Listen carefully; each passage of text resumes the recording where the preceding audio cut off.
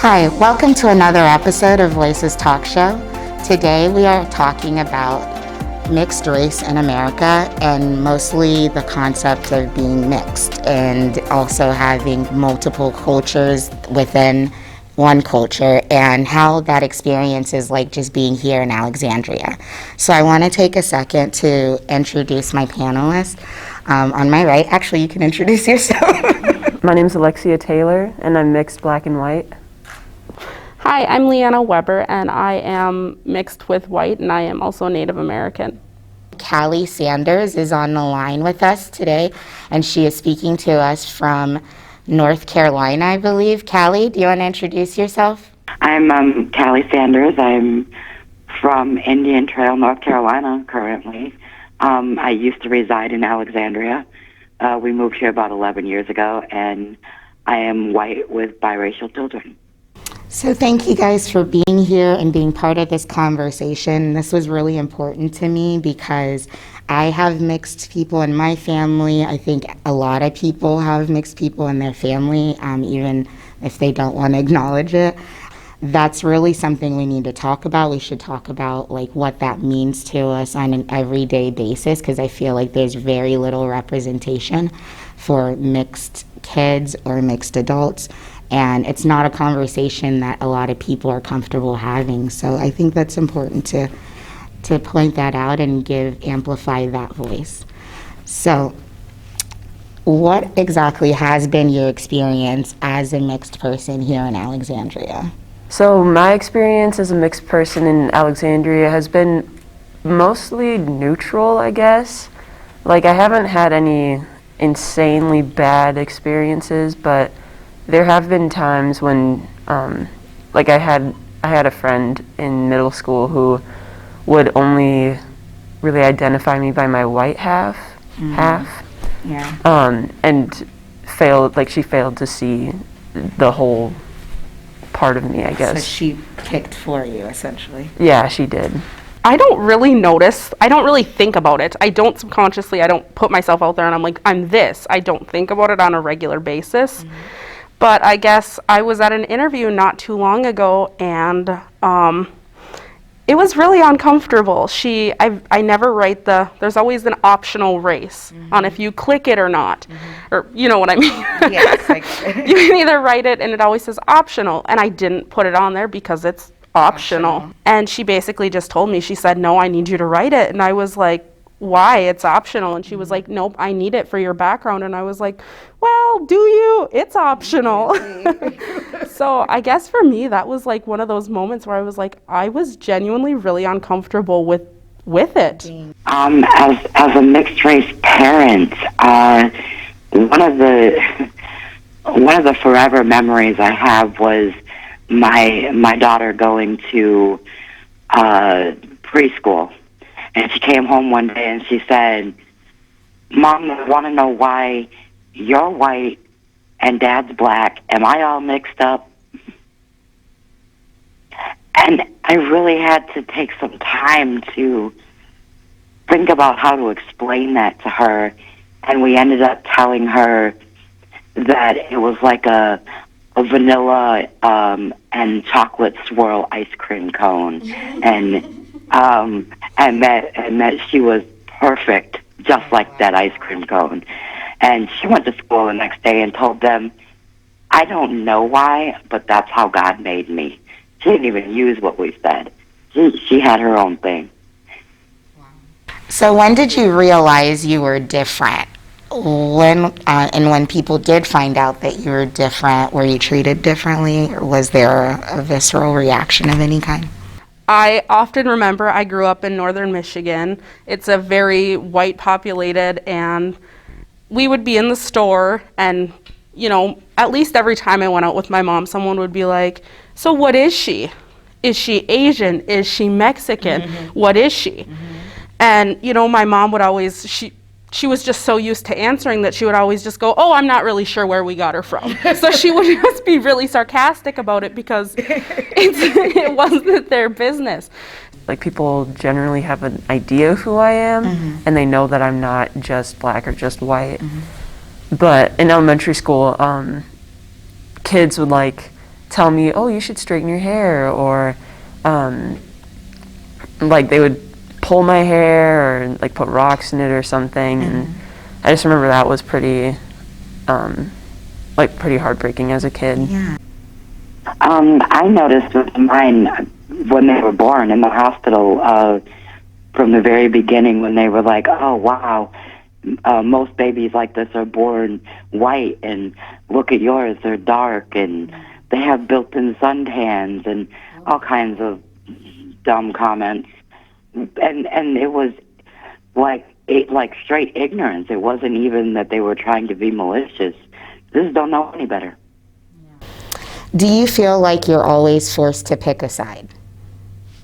Like, have you ever felt like you needed to hide your parts of who you are? Yeah, I have definitely felt like I've had to pick a side before. Going back to that story in middle school, whenever I'd hang out with my friend, like I couldn't really talk about being black at all. Every time I would mention something like that, she would say like, oh, but remember you're white too, and stuff, and like she would just try to push down my like black Yeah, so she side. wanted to just kind of dismiss it and forget. Yeah, basically. She really didn't want to open her eyes to anything outside of her bubble. So when you say that, I've always known. Like, it's always, my mom would say, even when I was little, I would draw myself with blue eyes and blonde hair like her because that's what she looks like. I guess I've never really had to pick a side until somebody says something about Native Americans, and I'm just like, hold up. We're going to stop for a second. Yeah. Do you feel like you experience white privilege? You know, I'm really not sure, because I guess when the world looks at me, like I've asked my husband, like, do you think people think that I'm white, or what do you think that they think I am? And he always goes, well, I don't think they know what you are. So I don't really have an answer. It's not an obvious thing. But like, I guess to experience white privilege, you would have had to at least look more white. Look more white, that's kind of it, and I've never really have, and people have always, even as I'm an adult, people will stop and say, so what are you? And it's just like, please stop asking me that, I'm a person. Yeah.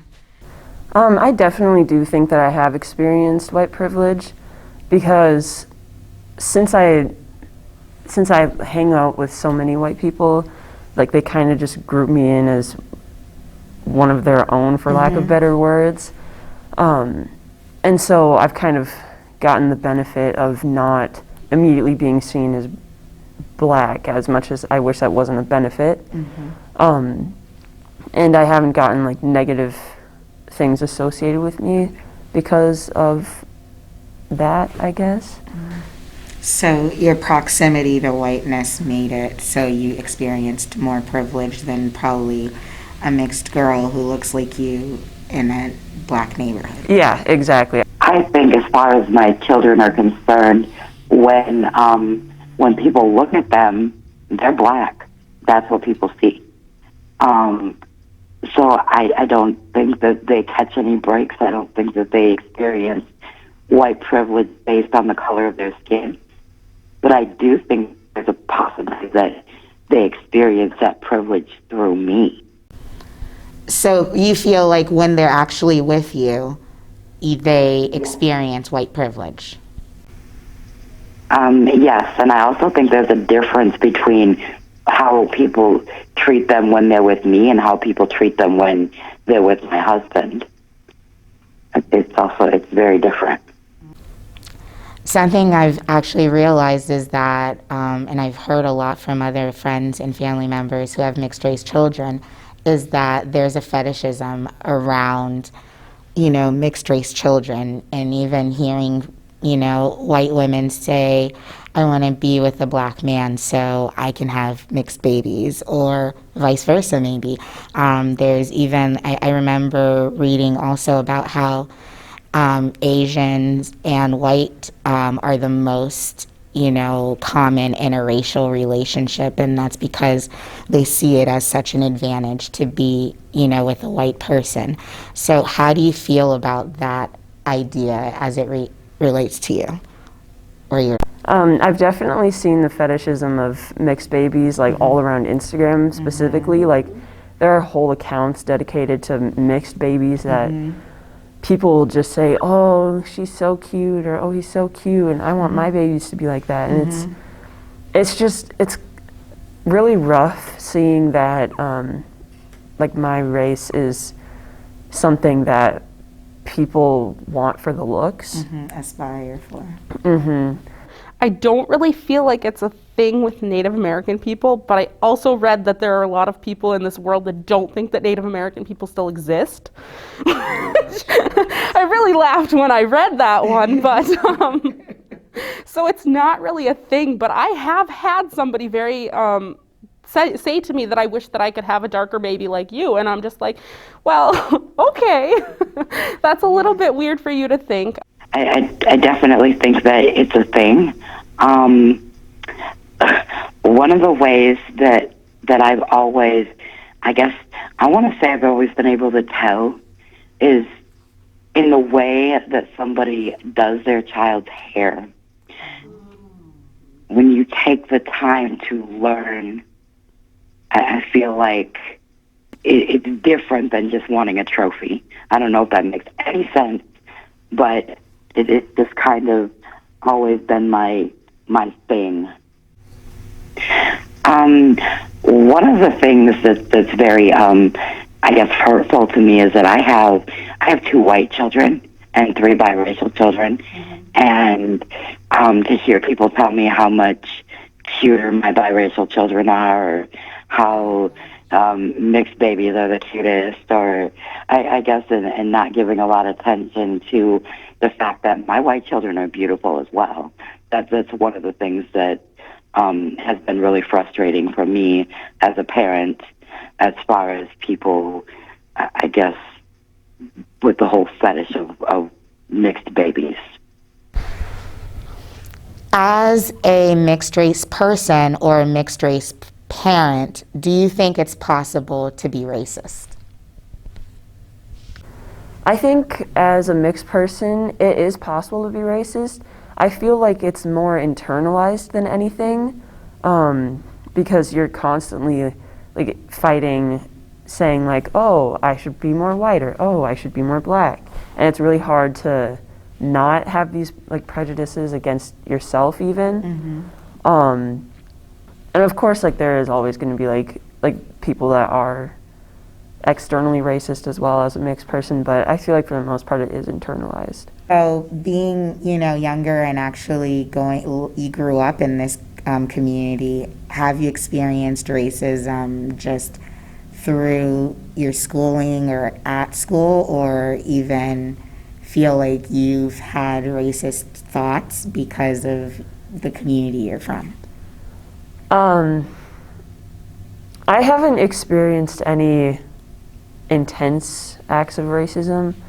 Like, I haven't ever been called the N-word or anything, but I definitely have been picked on, I guess, and that could be attributed more just to kids being kids. Yeah. So this is kind of, I did go over these questions last night, and I was going over them with my husband, and when he asked me this one, it was hard for me to explain. I said, I feel like as a Native American person, I'm kind of in the background. People Native Americans aren't in the media. It's really just blacks and whites. So I kind of feel like I'm just like back here in the shadows, like no one really thinks about me. But for me, I guess, because I am mixed, I don't understand racism, and I don't understand how you can look at somebody and think I don't like you because of the color of your skin.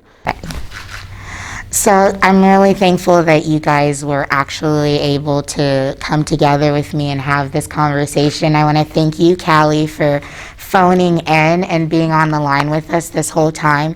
This conversation is so important because I think that we have to give representation, especially where it's lacking. Just like Leanna mentioned, barely seeing any representation of Native Americans in mainstream media. We also have very little representation of, mixed people in mainstream media. I think we are more comfortable thinking of President Obama as, a black man versus a mixed race man, and I think that's an issue on both sides, and maybe on the white side, that's all they see. They probably only see a black man, and those are things that I think are really important because this community is growing, and we have to think about how are we talking about these things, how are we characterizing things, how are we asking people about their background versus just asking them as if they're an object. And I think that that's one of the main things I wanted to bring out of this conversation. So thank you so much for being here. Like a diamond, light 'em up in the dark. We know who we are, we're a big bright spark. We know how to take the lead and we aren't afraid.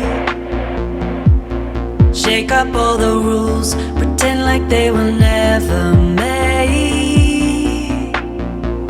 You know it's real.